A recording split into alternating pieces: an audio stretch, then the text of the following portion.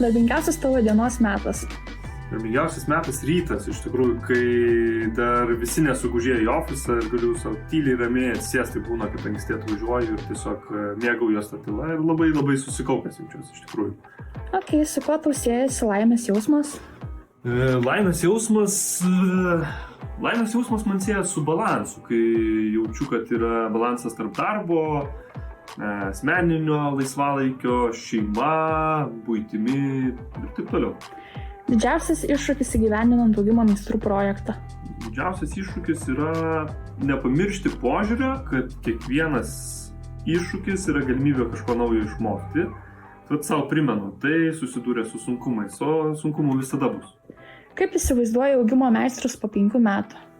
Po 5 metų Augimo meistrai bus reiškinys, kuris darys daug teigiamos įtakos žmonėms, kad jie turėtų daugiau balanso savo gyvenime. Ir kuriais Augimo meistrų mokymais didžiuojasi labiausiai? Tik atsidaręs esu, tai Mariaus Lasinsko mokymais apie imuniteto stiprinimą. Kaip jis pateikia informaciją, kokia jo charizma, tiesiog įkvepia ir norisi pačiam eiti ir bandyti. Ok, ačiū tau už atsakymus. Ačiū tau.